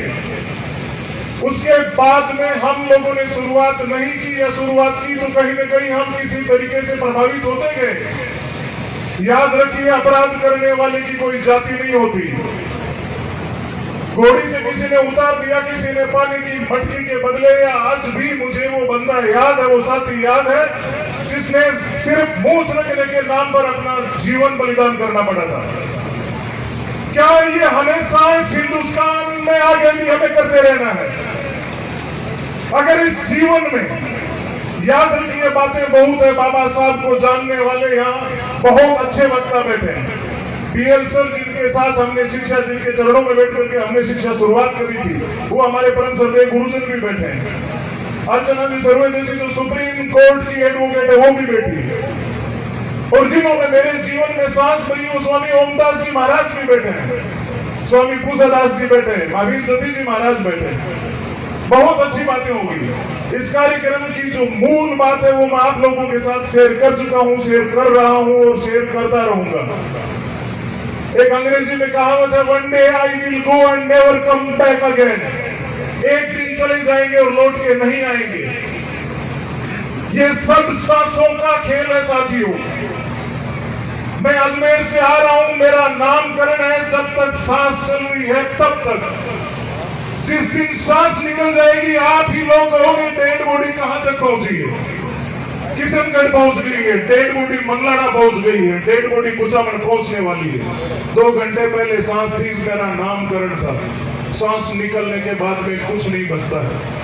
तो ये जीवन की सांस निकल जाए उसके पहले पहले इस देश के महापुरुष बाबा साहब भीमराव अंबेडकर, सांगलिया दूरी के प्रातः वंदनीय बाबा खेमादास जी महाराज और हमारे सबके बीच में आज हमें सानिध्य दे रहे स्वामी ओमदास जी महाराज, इनका जो संदेश है, इस संदेश को मान लीजिए। अपराधी का समर्थन करना बंद कर दीजिए। जो भी हम में से कोई घोड़ी से उतारे, उस घोड़ी से उतारने वाले को अपने जीवन के सारे रिश्ते नातों से उतार दीजिए। जो एक में भेंट करे, उस भेंट करने वाले को पहचानने की बहुत जरूरत है। साथियों, अब वो समय नहीं है कि हम एक दूसरे से लड़ते रहें, एक दूसरे से अलग होते रहें। अरे हम में से अगर किसी ने नहीं सोचा तो एक संत ने अगर इस विचार को हम सब लोगों के सामने रखा है, तो आइए हम कसम खाते हैं कि आज से हम यहाँ इस कार्यक्रम से जब घर लौट कर जाएंगे तो ये तो बात महाराज जी के जो आदेश के रूप में हमें मिलेगी, उसको हम लेकर के जाएंगे। आज के बाद में हर जाति हमारी है, हर माँ बहन बेटी हमारी है, हर बुजुर्ग हमारा है, हर जात हमारी है, हर वर्ग हमारा है। याद रखिए, बाबा साहब भीमराव अंबेडकर भी हमारे हैं और भगवान श्री राम भी हमारे हैं। 2 बातें मैं एक महापुरुष को लेकर के आपको बताना चाहता हूँ। मैं बहुत साधारण सा महाराज का सेवक हूँ। मेरे से बहुत ज्यादा समर्पित सेवक में सामने देख रहा हूँ जो महाराज जी के यहाँ बैठे हैं। बाबा साहब भीमराव अंबेडकर को उसी ने नहीं माना जिसने जाना नहीं, और उसी ने नहीं जाना जिसने बाबा साहब भीमराव अंबेडकर को पढ़ा नहीं। जिसने पढ़ लिया उसके लिए जाति धर्म कोई मायने नहीं रखती, वो बाबा साहब का फॉलोअर हो गया। एक बात और मैं आपसे कहना चाहता हूँ, क्या हम बाबा साहब भीमराव अंबेडकर की जयंती राणा प्रताप चौक पे नहीं मना सकते? भगवान परशुराम कॉलोनी में नहीं मना सकते?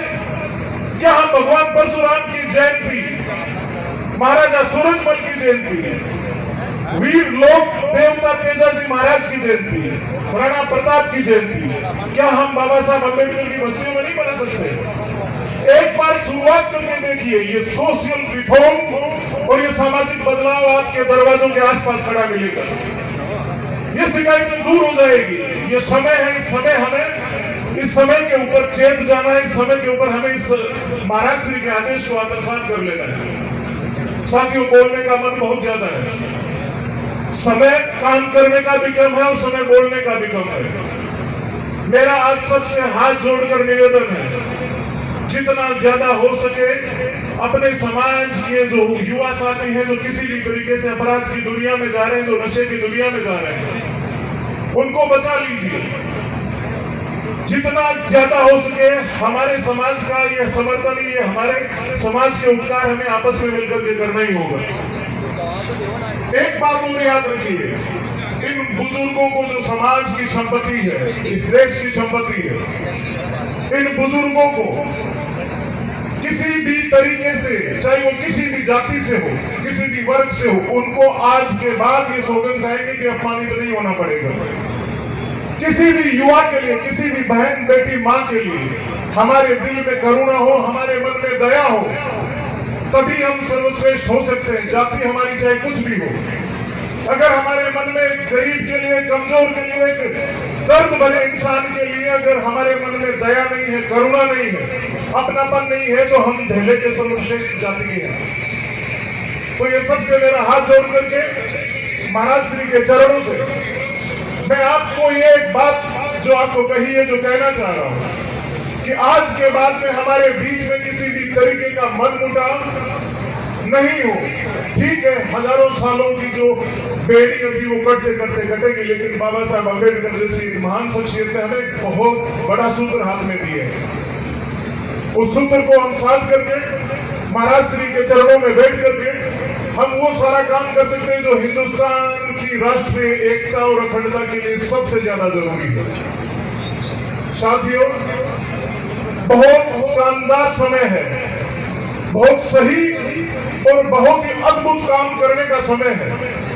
हम सब लोग शिक्षा में आगे बढ़ते जा रहे हैं। अब हम अगर किसी भी तरीके से उस शिक्षा को सद्भाव और सामंजस्यता से जोड़ देते हैं तो याद रखिए, आगे जब कभी ये कार्यक्रम यहाँ कुचामन की धरती पे होगा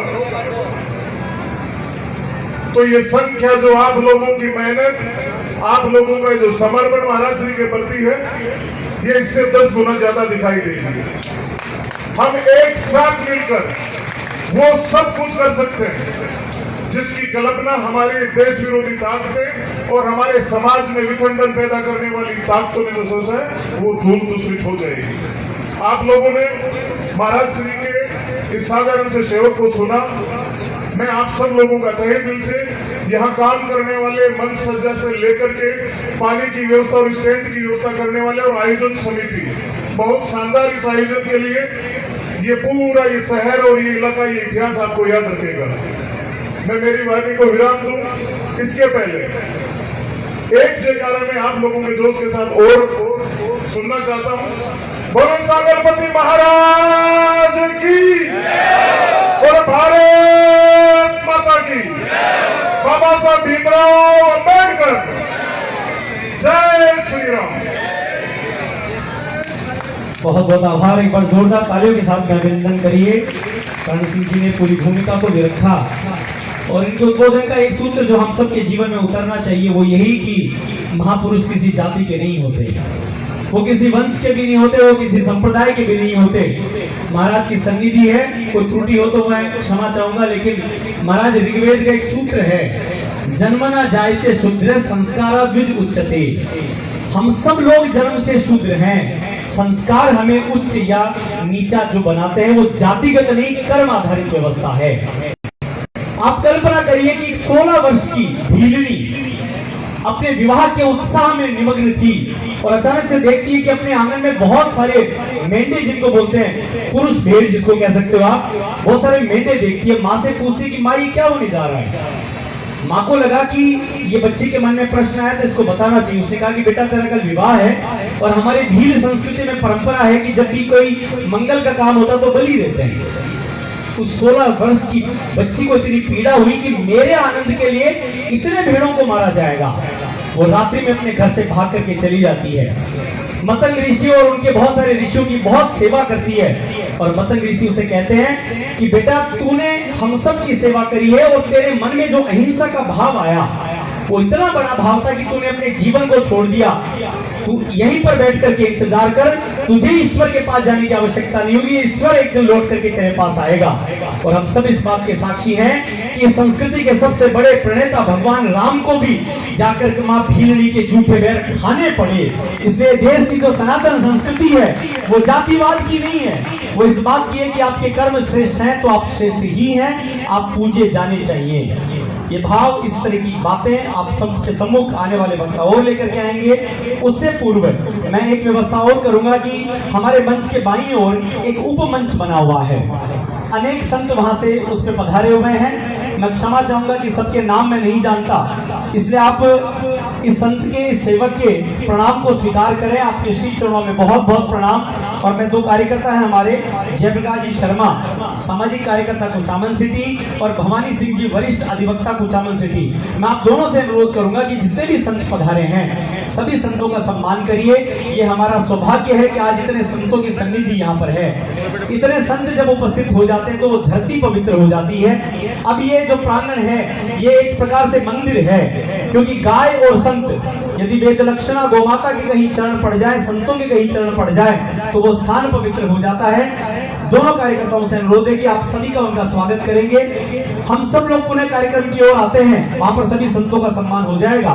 मैं आमंत्रित करता हूं श्री BL रणवा जी को वे आए, क्योंकि स्वयं एक शिक्षक हैं, स्वयं अनेक बच्चों को तैयार करके इस राष्ट्र को सौंप चुके हैं और अनवरत अपनी उस शैक्षिक साधना में संलग्न हैं। मैं BL रणवा जी से अनुरोध करता हूं कि आप आए और हम सबका पाथेय करें। आदरणीय BL रणवा जी।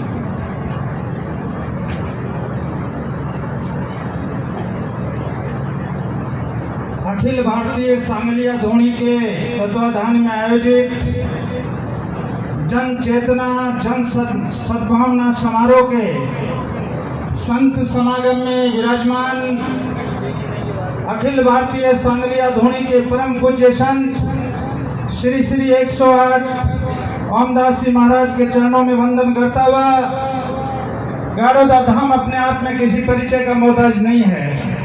गुलाबदास जी महाराज की पावन वो स्थली महावीर जत्ती जी महाराज को वंदन करता हुआ, एक वयोवृद्ध संत भूसादास जी का नाम जो आपके इस नावा और गुजामण की धरती से बिलोंग करते हैं, आपको वंदन करता हुआ, संतों को सामाजिक रूप से आपको प्रणाम करता हुआ, आज के इस कार्यक्रम में मौजूद अगर अपन ज्ञाता की बात करें, कानून की बात करें, तो डॉक्टर बाबा साहब भीमराव अंबेडकर के प्रतिनिधि के रूप में सुप्रीम कोर्ट के एडवोकेट साहिबा अर्चना जी का अभिनंदन करता हुआ, और आपके बीच में एक नौजवान युवा और ठीक कहा सेलेक्ट और परफेक्ट हमारे कविराज महाराज श्री, पहले तो मैं आपका वंदन इसलिए करूंगा, ऐसे कार्यक्रम की शोभा जब संचालक अच्छा होता है तो 4 गुना हो जाती है। मैं विष्णु जी पारिक के लिए आप सबकी तालियां चाहूंगा। आज का कार्यक्रम एक नई ऊंचाइयां छुएगा। मैं करण जी को जो महाराज के सेवक के रूप में काम करके सांगलिया धोनी के सेवक के काम करके सामाजिक कुरीतियों के रूप में 2 कदम आगे बढ़ाने आए हैं, आपको बहुत बहुत बधाई देना चाहूंगा। सम्मानित मंच संत श्री जो हमारे भाई और विराजमान सबको प्रणाम करता हुआ, मेरे सामने बहुत राजनीतिक बड़ी बड़ी हस्तियां विराजमान है और सामाजिक कार्यकर्ता और माता बहने विराजमान है, सबको प्रणाम करता हुआ, बीएल रणवा आज धन्य है। हमने तो सुना था महाराज श्री कि सांगलिया धोनी में लक्कड़दास जी और मौजीदास जी के तप की वजह से हमारा पूरा का पूरा एरिया खुशहाल हुआ। फिर श्री श्री 1008 बाबा जी खीमादास जी के भजनों की वजह से पूरा राजस्थान आज उनके गुणगान गा रहा है। मैं इस मंच के माध्यम से श्री श्री 108 महाराज ओमदास जी, आप तो नंगे पांव जनता के बीच चल पड़े हैं, आने वाला वक्त कोई बड़ा करवट लेने वाला है महाराज श्री, ये मेरा मानना है। क्योंकि हम तो स्कूल चलाते हैं और स्कूल चलाने वाले आदमी को आभास हो जाता है, महाराज श्री तीनों महाराज श्री विराजे में है। गंगा यमुना सरस्वती हमारे विष्णु जी की आवाज में कभी गंगा जमुना संस्कृति हुई थी, महाराज श्री उसको लौटाने आए शायद। और मेरा ये मानना है जन समुदाय के सामने कि भगवान राम और कृष्ण ऐसे ही हुआ करते थे। उस जमाने में पीड़ा होती थी, कोई न कोई संत ओमदास जी बन के निकलते थे, कोई न कोई संत महावीर जत्ती जी बन के निकलते थे, कोई न कोई भूसादास जी महाराज निकलते थे। उन्हीं को हम वाल्मीकि कहते हैं, उन्हीं को हम हमारे ऋषि मुनि कहते हैं। ऐसे एक संत पधारने वाले होंगे जिन्होंने फतेहपुर में दिनेश गिरी जी महाराज निकले हुए हैं। सब संतों का आपके तालियों के माध्यम से अभिनंदन और स्वागत होना चाहिए। बंधुओं, आज कोई भाषण देने का वक्त नहीं है, मैं तो मेरे दिल की 2-4 बातें आपको बताऊंगा। महाराज श्री का आदेश था कि एक संत समागम के साथ में एक जन चेतना होने वाली है। मैंने कहा महाराज श्री आपके आशीर्वाद से हम तो जन चेतना में लगे हुए हैं, जो स्कूल चलाते हैं। उन्होंने कहा नहीं भाई आप साथ चलो, जन चेतना की आपको असली परिभाषा समझाते हैं। और मैं आपका शुक्रगुजार हूँ, कुचामन के परिवेश से लेकर कृष्णालय के बालाजी तक मैं धन्यवाद दूंगा आयोजन कमेटी को। कोई समाज नहीं बचा जो उन्होंने गुलाब के फूल महाराज श्री के वंदन में नहीं बरसाए। इससे बड़ा कौन सा सामाजिक समरसता का मैसेज आप देना चाह रहे हो? पूरे समाज बदल चुके हैं महाराज श्री। और मेरा एक मानना है, जिस मंदिर में और जिस स्कूल में भेदभाव होते हैं उनको शिक्षक और महाराज बनने का अधिकार नहीं है। ये व्यक्तिगत रूप से बीएल रणवा का मानना है।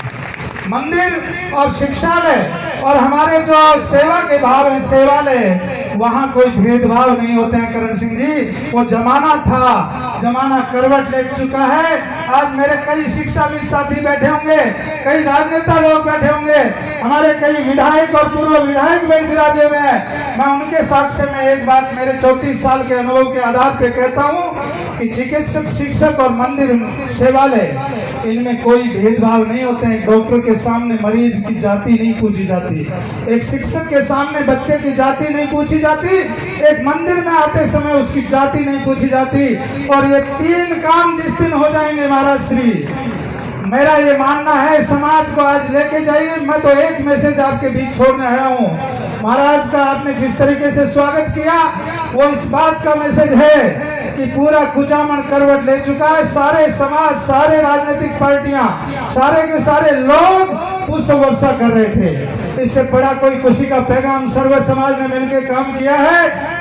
अभिभावक महानुभाव के रूप में इतने बड़े हजारों लोग बैठे हैं। मैं तो एक बात निवेदन करना चाहूंगा, बेटी और बेटे में फर्क न रख करके अच्छे स्कूलों के दरवाजे तक पहुंचा दो। महाराज श्री बीएल रणवा और उनको चलाने वाली टीम आपके बीच शपथ लेंगे, ये जाति पाति और भेदभाव दूर दूर तक नहीं रहने देंगे। क्योंकि शिक्षालय में हमारे पास हजारों बच्चे पढ़ते हैं, उनकी जाति बिरादरी संप्रदाय नहीं होता है, वो सिर्फ शिक्षार्थी होता है। और ये स्कूलों का जिम्मा भी है, जैसे आप लोगों ने जन चेतना का जिम्मा उठाया है। एक बार पुनः सांगल धूनी को वंदन करता हुआ, मेरा तो 3 पीढ़ियों से आपका नाता है। मेरे दादाजी के भाई भी सन्यासी रहे हैं आपकी धूनी में। और बीएल रणवा का एक तरीके से यूं कहिए समर्पण इसलिए रहा कि आप लोगों का आशीर्वाद रहा। मैं तो एक ही बात संतों के माध्यम से निवेदन करता हुआ कि संतों का आना, मेरा ये मानना है, एक अच्छे स्कूल का खुलना ही बहुत बड़ी बात होती है। एक गांव में अच्छे हॉस्पिटल का खुलना भी बड़ी बात होती है। 3-3 संत, 4-4 संत कुचामन की धरती पे आए हैं। संकल्प लेके जाओ, बच्चे और बच्चियों को पढ़ाओ और सामाजिक समरसता का पाठ पढ़ाओ। कबीर जी की अच्छे घरों में कबीर वाणियां बोली जाती है महाराज श्री। जहाँ अच्छे घर होते हैं कबीर वाणी बोली जाती है सुबह सुबह। कबीरा खड़ा बाजार में सबकी मांगे खैर, ना कहूं से दोस्ती ना कहूं से बैर। और ऊपर एक बहुत बड़ी कहावत है, कबीरा कुआं एक है पानी भरे अनेक, बर्तन में ही भेद है पानी सब में एक। तालियों से अभिनंदन होना चाहिए।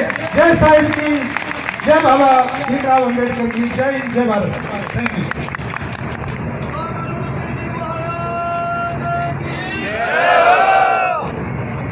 थोड़ा जयकारा कमजोर था, फिर से बोलेंगे, बोले सांगलपति महाराज की।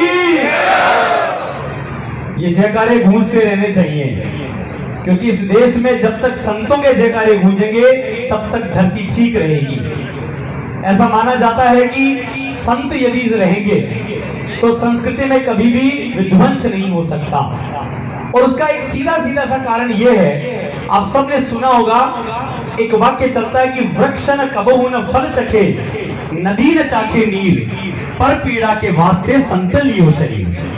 जिस भांति से कोई नदी स्वयं अपना पानी नहीं पीती, जिस भांति से कोई वृक्ष अपने फलों को खुद नहीं खाता, उसी भांति से कभी भी कोई संत अपने निजी जीवन को निजी रूप से नहीं लेता, बल्कि वो सामाजिक दृष्टिकोण के साथ जीता है।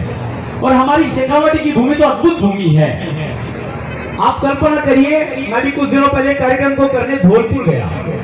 धौलपुर में किसी भी बच्चे से पूछो तो केवल 2 लोगों के नाम, भाई साहब आप भी नोट करिएगा, केवल 2 लोगों के नाम बताते हैं। एक चाचा भतीजा थे और अंग्रेजों के समय तिरंगे को बचाने के लिए वो दोनों बलिदान हो गए थे। धौलपुर का प्रत्येक आदमी इस बात से गौरवान्वित है कि वहां पर 2 शहीद हुए हैं। एक और बताते हैं कि धौलपुर के पास में एक छोटी सी ढाणी है, वहां पर एक संत है। उन्होंने कहा हमारे यहाँ एक बड़े संत हुए, 2 शहीद हुए। मैं अपने मन ही मन में इतना गौरवान्वित अनुभव कर रहा था कि जिस शेखावाटी से मैं आया हूँ, जिस नागौर की धरती से मैं आता हूँ, सीकर की धरती से आया हूँ, वहां के तो कण कण में संत हैं और घर घर में शहीद हैं। हर घर में वहां पर शहीद पाए जाते हैं। और जब हम सब लोग इस पूरी संस्कृति को देखने की बात करते हैं तो एक बात को समझिए कि सारा खेल श्रद्धा का है। श्रद्धा से जीवन चलता है। तर्क लगाइए, लेकिन तर्क वहां लगाइए जहां पर श्रद्धा आपकी ना हो।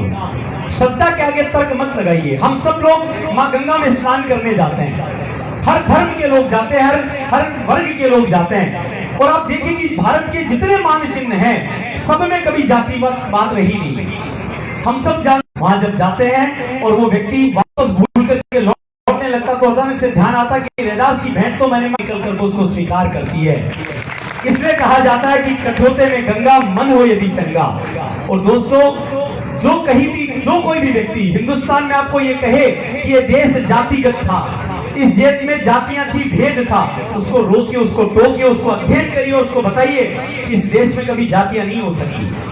आप कल्पना करिए कि जब आज ये कहा जाता कि मंदिर मस्जिदों में केवल ब्राह्मणों का हक बने, तब आपके इसी नागौर की एक छोटी सी जगह है, जीवन जी एक जाट हुए हैं। आप सब जानते हैं जीवन जी जाट अपना सामान्य कामकाज करते थे, अपने परिवार को चलाते थे। एक बार किसी काम से दूसरे गांव जाना पड़ा तो उनको लगा कि मैं डेली ठाकुर जी को भोग लगाता हूँ, मैं नहीं रहूंगा तो ठाकुर जी के भोग कैसे लगेगा। अपनी इसी छोटी सी बेटी कर्मा को कहते कि मैं जा रहा हूँ ठाकुर जी को प्रसाद खिला करके और फिर भोजन करना। कर्मा को क्या पता कि वो मंदिर की जो पाषाण प्रतिमा है वो आकर के स्वयं भोजन ग्रहण करती है कि नहीं करती है।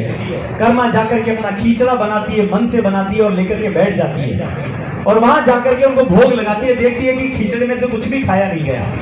कर्मा को लगा कि पिताजी गए हुए हैं, यदि भोजन नहीं होगा तो कैसे काम चलेगा।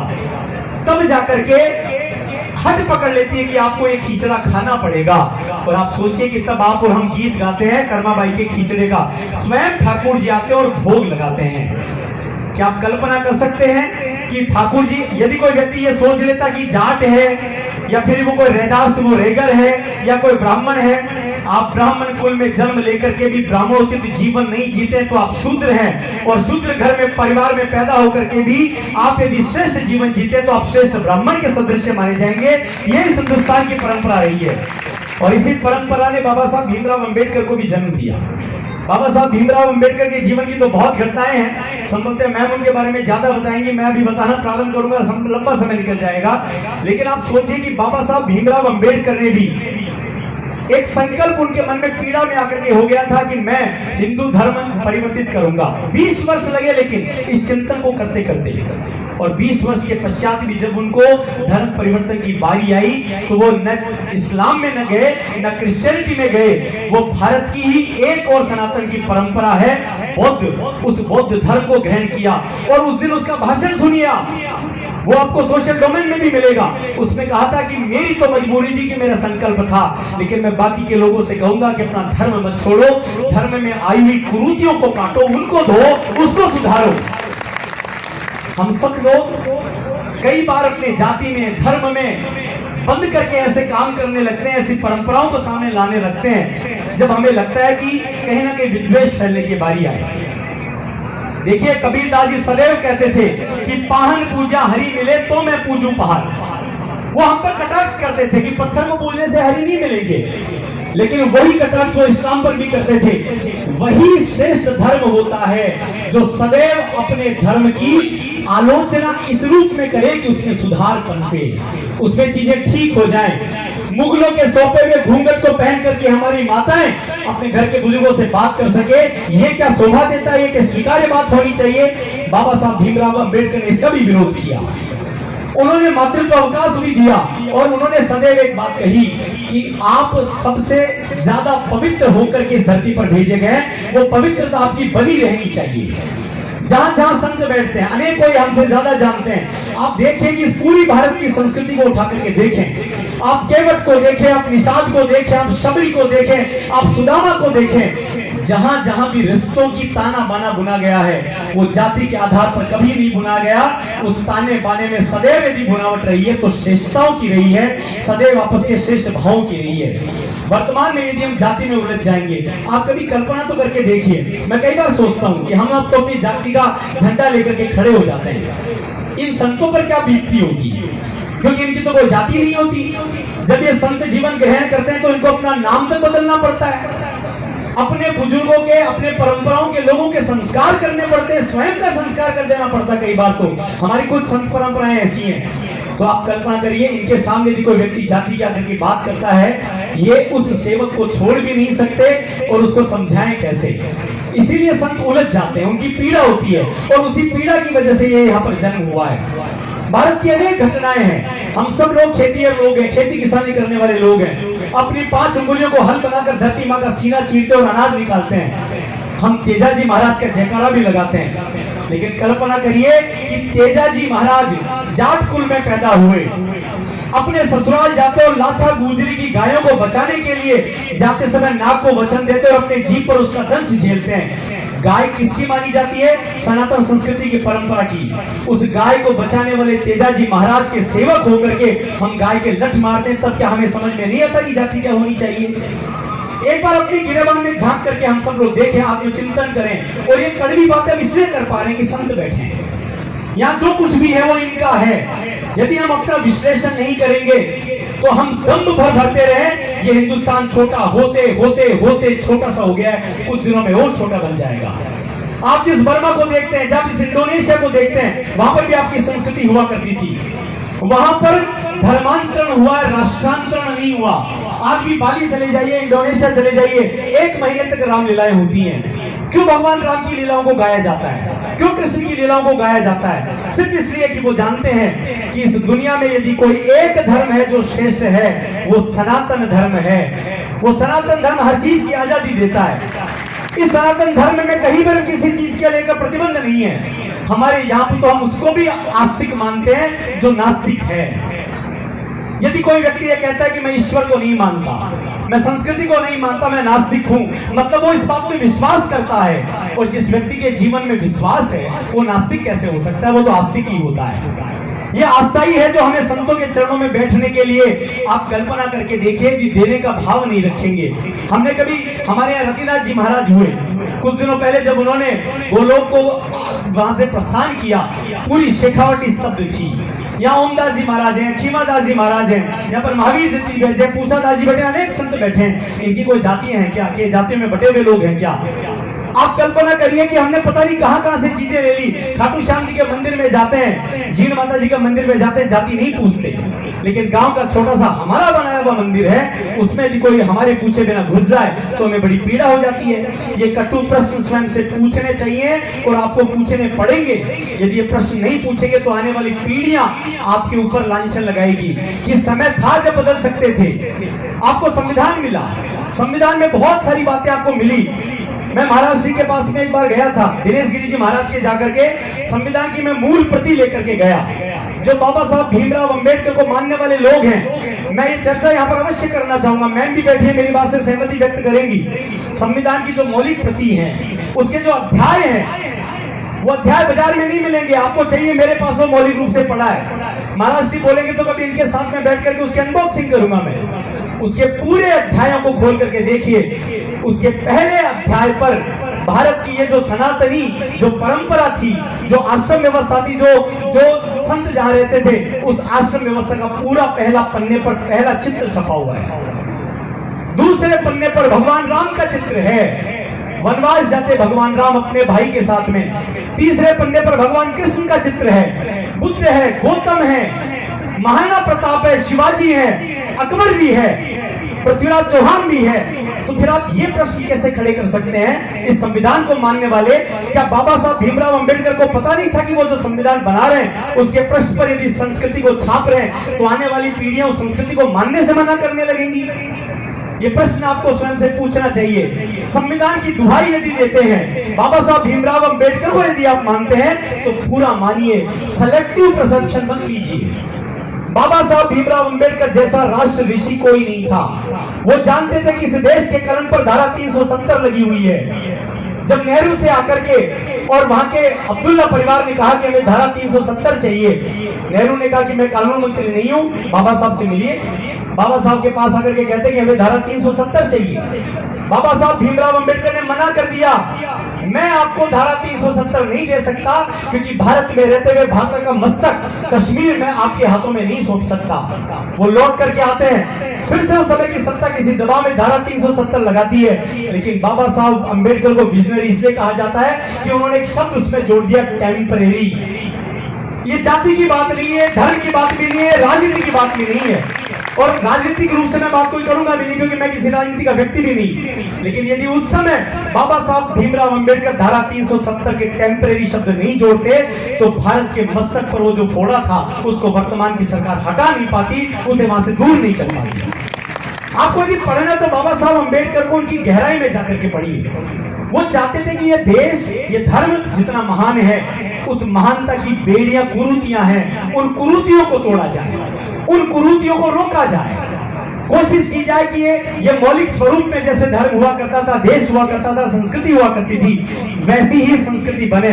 और मित्रों एक बात और, बहुत सारे विषय हो सकते हैं, लेकिन आज मैं आपसे एक बात पूछना चाहूंगा, एक कटु प्रश्न आपसे पूछना चाहूंगा। शिव जी की बात तो मानते हो, लेकिन शिव जी के मंदिर में जाकर के उस मंदिर की संरचना को देखिए। भगवान शिव बैठते हैं, उनका वाहन क्या है? नंदी, और उनकी पत्नी का वाहन क्या है? शेर। दोनों एक दूसरे के शत्रु हैं। शेर को नंदी दिख जाए छोड़ेगा नहीं। भगवान शिव का बड़ा बेटा कार्तिकेय है, उनका वाहन क्या है? मोर, और भगवान शिव के गले में क्या है? सांप। मोर को यदि सांप दिख जाए उसे छोड़ेगा नहीं। छोटे बेटे का वाहन क्या है? मूसक, चूहा। सांप को चूहा दिख जाए तो छोड़ेगा नहीं।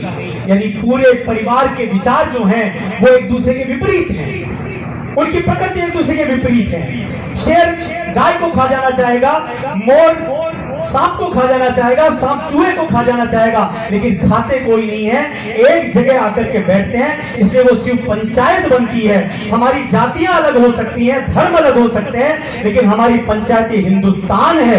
यदि ये बिखरा तो हम शिव भक्त नहीं हो सकते, हम सनातनी व्यक्ति नहीं हो सकते। ये चिंतन आपको लेना पड़ेगा। आप मंदिर में किसी को जाने से रोक सकते हैं, लेकिन इस धरती के सबसे बड़े देवता के रूप में भगवान सूर्य है, भास्कर है।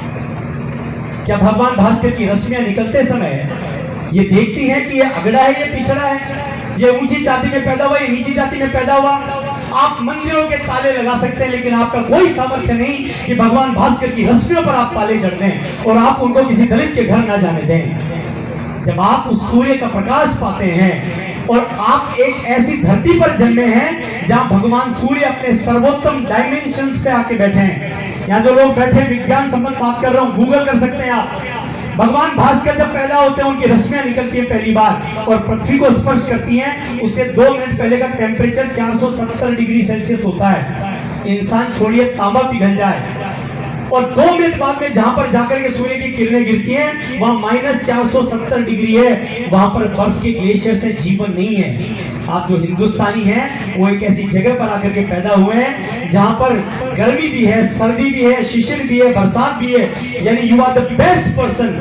आप वो व्यक्ति हैं जिनको ईश्वर ने सर्वोत्तम बना करके यहाँ भेजा है, और यदि उस सर्वोत्तमता के साथ आप अन्याय करते हैं तो ऐसे आयोजनों की आवश्यकता होती है। बोलने के लिए बहुत सारे विषय और मंथन हमारा चलता रहेगा। मैं अपने अगले वक्ता के रूप में जिनको आमंत्रित करने जा रहा हूं वो एक बेटी है।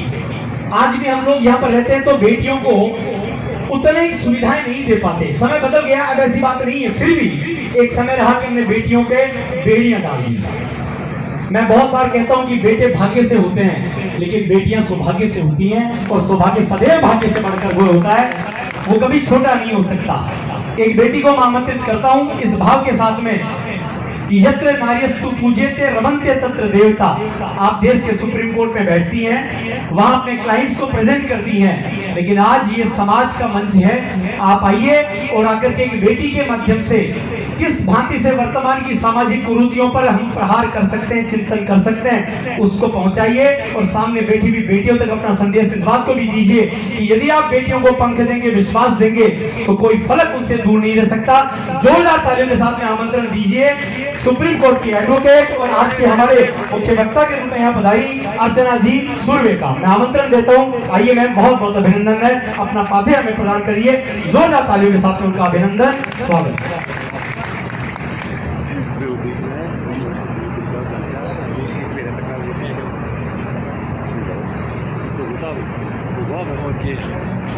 आदरणीय पीठाधीश्वर सांगलपीठ ओमदार श्री महाराज निर्बुद्धगिरी मंडी